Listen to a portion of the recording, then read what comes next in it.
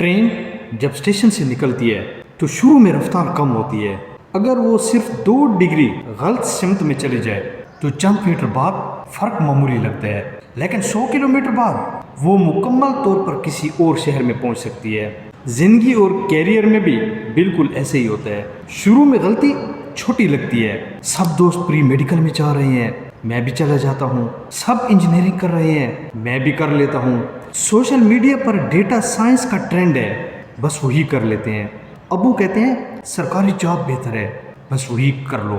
شروع میں سب کچھ نارمل لگتا ہے، نمبر بھی آ جاتے ہیں، ڈگری بھی مل جاتی ہے، لیکن 5 سال بعد احساس ہوتا ہے کہ اس میں تو دلچسپی ہی نہیں، اسکل مضبوط نہیں، مارکیٹ ویلیو بھی کم ہے اور اندر سے بھی مطمئن نہیں ہوں.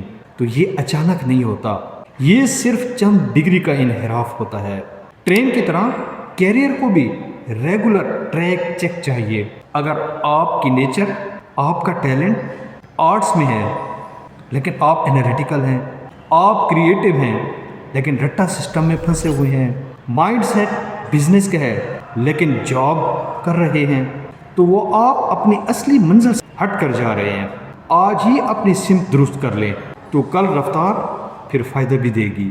اگر آپ یا آپ کا بچہ ڈگری سلیکشن میں کنفیوژن کا شکار ہے، مارکیٹ بیس اسکل کیریئر سمجھنا چاہتا ہے، اپنی پرسنالٹی ٹائپ اور اپنا نیچرل ٹیلنٹ جاننا چاہتا ہے، تو آپ ہمارے اس واٹس ایپ نمبر پر رابطہ کر کے ہم سے ٹیلنٹ ڈسکوری اور کیریئر کاؤنسلنگ سیشن لے سکتے ہیں.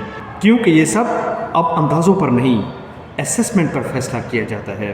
منزل وہی پاتے ہیں جو وقت پر اپنا ٹریک درست کر لیتے ہیں.